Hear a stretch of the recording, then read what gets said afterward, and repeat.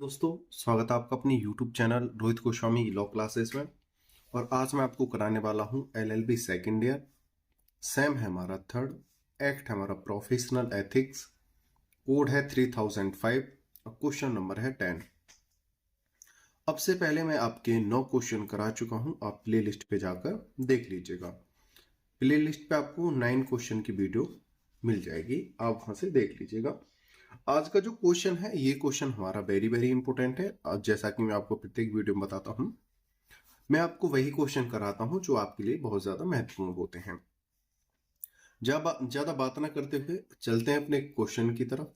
और क्वेश्चन में चलने से पहले आपसे छोटी सी रिक्वेस्ट है, अगर आपने हमारे चैनल को अभी तक लाइक शेयर सब्सक्राइब नहीं किया है तो प्लीज कर लीजिएगा। क्वेश्चन नंबर है हमारा 10। क्वेश्चन है, किन अवस्थाओं में एक वकील के खिलाफ अनुशासनात्मक कार्रवाई की जा सकती है? या दूसरा, किसी वकील को व्यावसायिक दुराचरण के लिए दंडित किए जाने की विधि, प्रक्रिया और अपील का वर्णन कीजिए। यह है हमारा मेन क्वेश्चन, वकील के अपराध के खिलाफ दंड, यानी वकील को दंड। हमारा जो एक मोटा सा शब्द बनता है, वकील को दंड कैसे दिया जाए। दुराचरण के लिए वकील को दंड किसके लिए दिया जाएगा? दुराचरण के लिए। अब एक बात और बता देता हूं मैं आपको। देखो, वकील से ऊपर कौन होता है? हमारा राज्य बार परिषद होती है, राज्य बार परिषद। और राज्य बार परिषद से ऊपर कौन होता है? अखिल भारतीय परिषद। अब एक बात और सुन लो, आपने देखा होगा कि अब से पहले जो मैंने आपको कुछ क्वेश्चन कराए हैं, 3-4 क्वेश्चनों में आपने देखा होगा वहां पर बार परिषद और अखिल बार परिषद के मैंने कार्यों को आपको बताया होगा कि ये मान्यता देती है किसी स्कूल को, उसके आधार पर ही स्कूल को निर्धारण किया जाता है कि किस स्कूल में लॉ पढ़ाई जाएगी और कौन कौन से सब्जेक्ट पढ़ाए जाएंगे, कौन से कानून बनाए जाएंगे विधि से रिलेटेड, कौन देखभाल करेगा, वकीलों की नियुक्ति कौन करेगा, उन्हें निरस्त कौन करेगा, उन पर काबू बनाकर कौन रखेगा। इस प्रकार से मैंने आपको काफी समझाया है। इससे ऊपर अगर कोई केस है जो राज्य बार परिषद में गया है, अगर राज्य बार परिषद ने निर्णय दे दिया है और वकील के अधिकारों का उल्लंघन हुआ है, तो उसके बचाव के लिए वकील कहां जाएगा? फिर अखिल भारतीय बार परिषद में जाएगा। अगर अखिल भारतीय बार परिषद में भी अधिकारों का हनन हुआ है तो फिर कहां जाएगा? उच्च या उच्चतम न्यायालय जाएगा, न्यायालय जाएगा। ठीक है, इस प्रकार से मैंने आपको क्वेश्चन कराए थे। तो अब मेन जो पॉइंट आता है वो ये आता है कि इस क्वेश्चन में तो हम पढ़ेंगे वकील के दंड, साथ ही हमें इससे जो रिलेटेड हमारे जो क्वेश्चन एग्जामिनर हमसे पूछ सकता है वो ये पूछ सकता है, राज्य बार परिषद के कार्य, या कुछ और भी कह के आपसे पूछ लेगा। ठीक है, दूसरा क्वेश्चन आपसे पूछ लेगा, अखिल भारतीय बार परिषद आ जाए या परिषद आ जाए, ठीक है, के कार्य, या और कुछ कह के आपसे पूछ लेगा। तीसरा आपसे कैसे पूछेगा, वकील अधिनियम 1961 के बारे में आप क्या जानते हो, उसके बारे में वर्णन कीजिए। तो आपने देखा होगा जो वकील के दंड हैं, तो वो तो इस क्वेश्चन से पढ़ेंगे ही पढ़ेंगे हम। सबसे पहले तो हमारा 1 पॉइंट यही रहेगा। सेकंड पे इसमें राज्य बार परिषद के कार्य देखेंगे, अखिल भारतीय बार परिषद के कार्य देखेंगे और वकील अधिनियम 1961 देखेंगे। ठीक है, तो इस वाले क्वेश्चन में 3-4 क्वेश्चनों को ऐड किया गया है। क्वेश्चन तो हमारा छोटा ही है, क्वेश्चन का आंसर जो है वो छोटा ही है, लेकिन अब से पहले कुछ मैंने क्वेश्चन जो कराए हैं वहां से भी आपका इनका आंसर मिलेगा। राज्य बार परिषद, अखिल भारतीय बार परिषद ठीक है। और आधा क्वेश्चन लगभग आपको यहां से मिल जाएगा वकील अधिनियम 1961। ठीक है, तो आप परेशान ना होना, घबराना नहीं कि भैया ने, सर ने ये वाले क्वेश्चन तो हमें कराए नहीं है। राज्य बार परिषद, अखिल भारतीय बार परिषद, वकील अधिनियम 1961, ये सब क्या है, आपके मिले जुले हैं, आपने देखा भी होगा। राज्य बार परिषद के कार्य भी देखे थे, अखिल भारतीय बार परिषद के बीच बीच में आपने कार्य देखे थे। उन सबको एकत्रित करके आपको अपना एक लॉन्ग क्वेश्चन क्या है, सेट कर देना है। ठीक है, उम्मीद करता हूं ये बात आप समझ चुके होंगे जो मैं आपको समझाना चाहता हूं। ठीक है, अब चलते हैं अपने क्वेश्चन की तरफ। क्वेश्चन है, किन अवस्थाओं में एक वकील के खिलाफ अनुशासनात्मक कार्रवाई की जा सकती है? दूसरा है, मतलब है तो ये ही 10 नंबर का, लेकिन इसे किस प्रकार से बूझा जा सकता है? किसी वकील को व्यवसायिक दुराचरण के लिए दंडित किए जाने की विधि, प्रक्रिया और अपील का वर्णन कीजिए। अब हम इसका आंसर देखते हैं। आंसर हमारा, व्यवसायिक दुराचरण के लिए वकील को दंड। वकीलों को अपने कर्तव्य मार्ग पर चलते हुए न्यायालय, वादकारी जो हमारे पक्षकार होते हैं, तथा अपने पेशे के प्रति सम्मान पूर्वक व्यवहार करना होता है।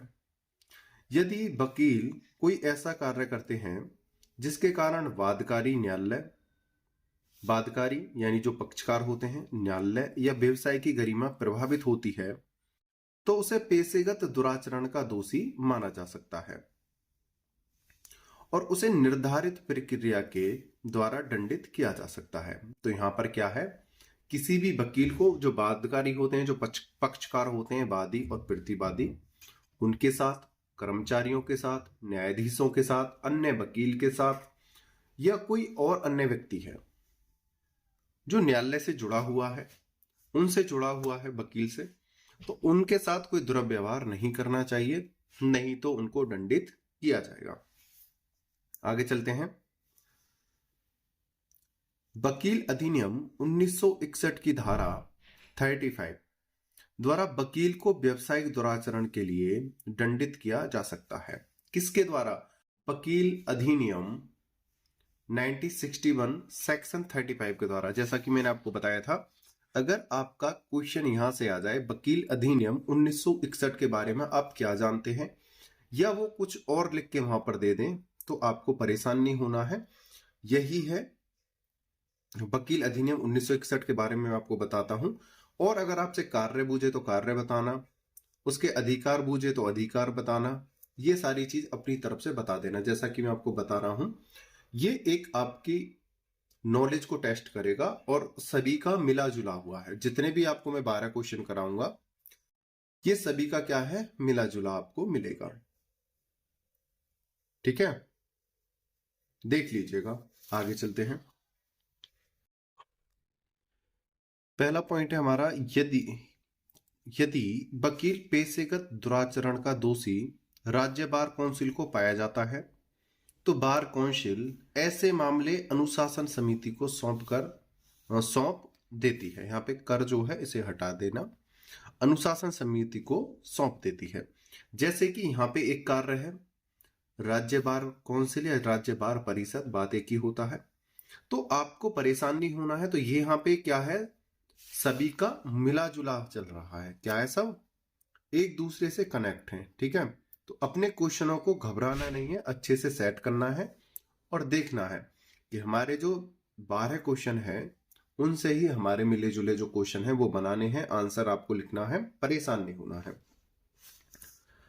दूसरा है, यदि अनुशासन समिति वकील की शिकायत को निरस्त करती है, तो राज्य बार काउंसिल वकील तथा अन्य अधिवक्ता को सुनवाई के लिए नोटिस देगी। ठीक है, आगे चलते हैं।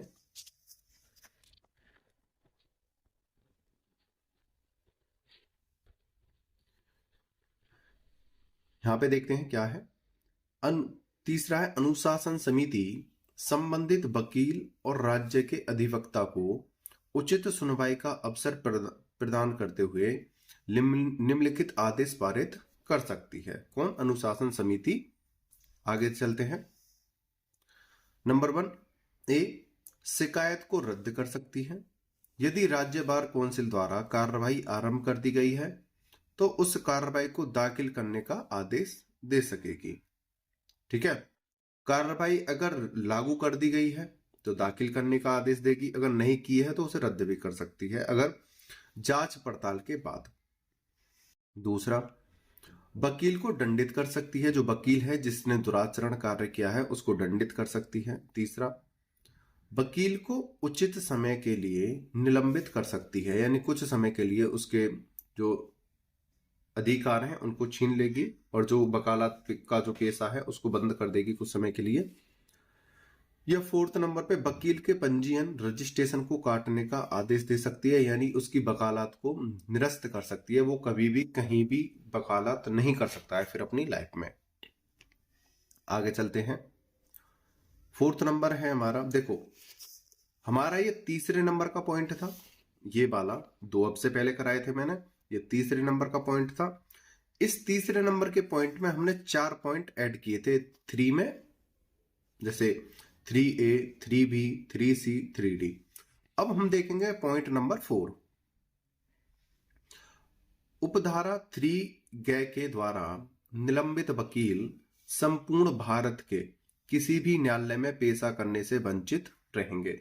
अगर किसी का निलंबन हो चुका है तो वो संपूर्ण भारत में कहीं भी वकालत नहीं कर सकते। अब है 5th नंबर का पॉइंट। उपधारा 2 के द्वारा नोटिस प्राप्त वकील स्वयं या अपने प्रतिनिधि वकील द्वारा हाजिर होगा। अगर किसी वकील के ऊपर केस चल रहा है और उसके पास नोटिस जाता है, या तो वो स्वयं आ जाएगा या वो अपने जो वकील को करेगा। भाई वकील के ऊपर केस चला है तो वकील भी अपने केस को लड़ने के लिए वकील करेगा, उस वकील के साथ वो हाजिर होगा। आगे है हमारा 6 नंबर का पॉइंट है, यहां पे 6 लिख लेना। धारा 36 के द्वारा वकील के खिलाफ कार्रवाई का निपटारा 1 वर्ष में हो जाना चाहिए। अगर वकील से संबंधित कोई दुराचरण का केस उसके ऊपर पड़ा हुआ है तो उसका जो निपटारा है 1 साल के अंतर्गत हो जाना चाहिए। आगे देखते हैं। भारतीय बार काउंसिल को अपील। देखो जैसा कि मैंने आपको बताया है, भारतीय बार काउंसिल या अखिल भारतीय बार परिषद, राज्य बार परिषद, वकील अधिनियम 1961, इन सभी के कार्य क्या है, मिले जुले हैं। आपको सभी के थोड़े जो जहां पर आपको किसी भी क्वेश्चन में इनके थोड़े थोड़े अधिकार, कर्तव्य, पॉइंट ये जो मिलते हैं उनको एकत्रित करके इनको इन क्वेश्चनों में भी त्रो देना। ठीक है, आगे चलते हैं। वकील अधिनियम की धारा 37 के अनुसार, तो यहां पे क्या आ जाएगा, वकील अधिनियम 1961 की धारा 37 के अनुसार। ठीक है, तो आप परेशान ना होना कि भैया ने वकील अधिनियम वाला क्वेश्चन तो कराया ही नहीं है, तो ऐसे नहीं है, मैंने कराया है, देख लेना। यदि किसी बार काउंसिल के द्वारा वकील के विरुद्ध कोई निर्णय दिया जाता है तो वह वकील आदेश की सूचना तारीख से 60 दिन के भीतर भारतीय बार काउंसिल को पेश कर सकेगा। अगर कोई केस है और वो कहां पर गया है, राज्य बार परिषद में, राज्य बार परिषद में, या राज्य बार परिषद ने लगाया है किसी वकील पर और इसने क्या कर दिया है, निर्णय दे दिया है। और निर्णय से क्या है, वकील क्या है, खुश नहीं है, उसने कहा कि ये जो निर्णय हुआ है ये गलत है, तो इस निर्णय को वो चैलेंज कर सकता है। कहां पर, अखिल भारतीय बार परिषद में या भारतीय बार परिषद में।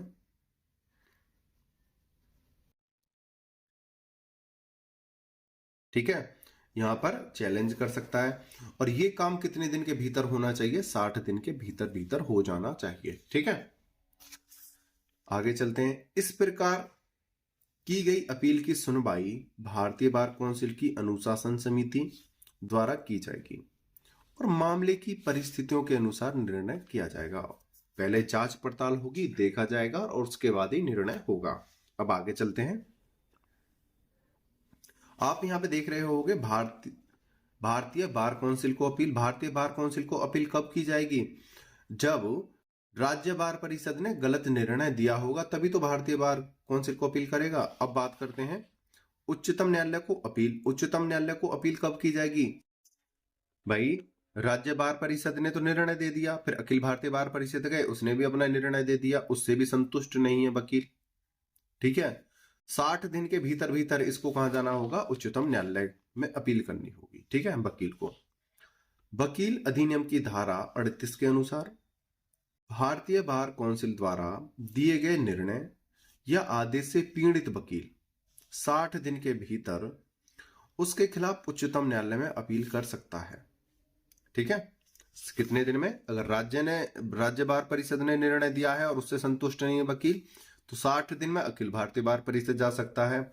अगर इसके निर्णय से भी संतुष्ट नहीं है तो 60 दिन के भीतर भीतर उच्चतम न्यायालय जा सकता है, ठीक है। अब देखते हैं आगे।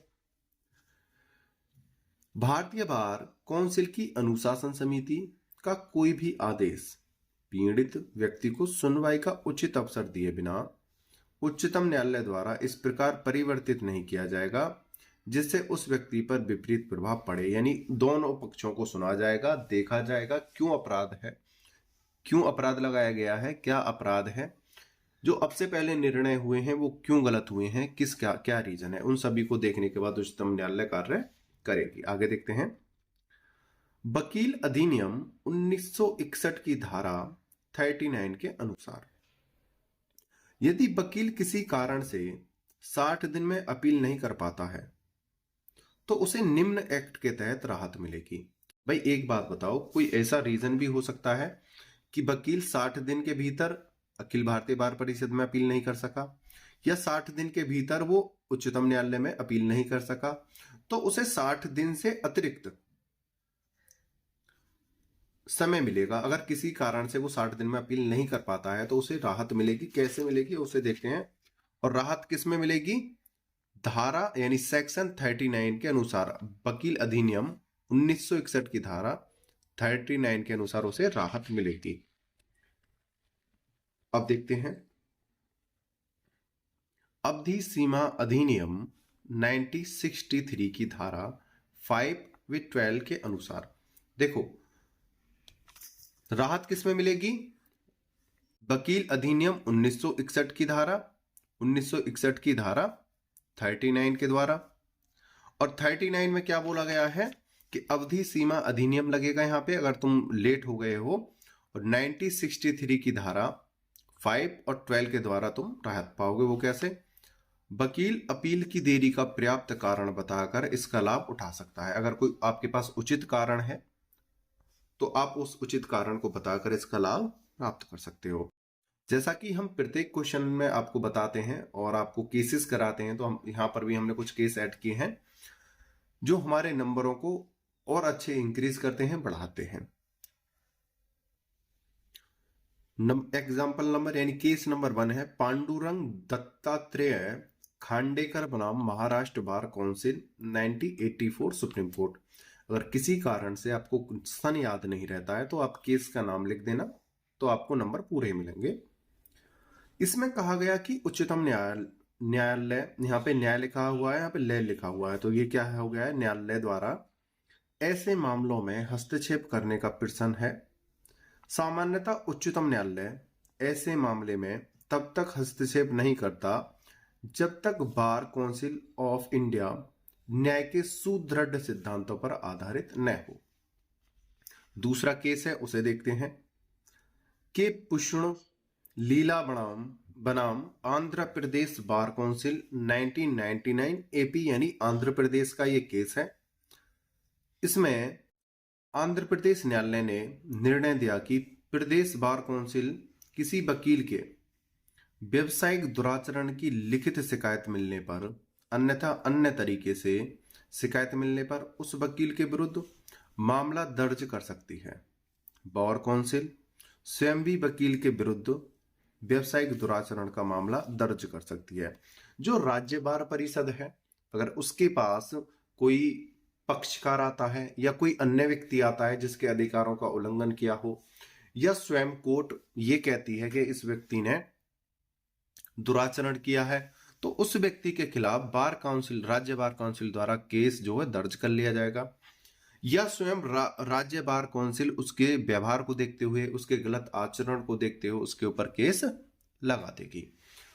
उम्मीद करता हूं यहां तक क्वेश्चन आपको अच्छे से समझ में आया होगा। और जो मैंने स्टार्टिंग में आपसे जो बात कही थी, इसमें 3-4 क्वेश्चनों का समावेश है, और प्लस जो आपके जो अन्य क्वेश्चन हैं आपके सभी क्वेश्चनों से मिले जुले हैं। आप परेशान ना होना, कभी एग्जामिनर आपसे अलग से पूछे तो आप कहो कि भैया ने, सर ने क्वेश्चन नहीं कराया है। तो आपको अच्छे से समझ के पेपर देना है और देखना है जिन क्वेश्चनों में आपके जो मिले हुए जो शब्द हैं, क्वेश्चन हैं, टॉपिक हैं, उनको निकाल के अपना क्वेश्चन सेट कर देना है। ठीक है, उम्मीद करता हूं यह वीडियो आपको अच्छी लगी होगी। आपने अंत तक देखा है उसके लिए धन्यवाद। टेक केयर, बाय बाय, जय हिंद, जय भारत।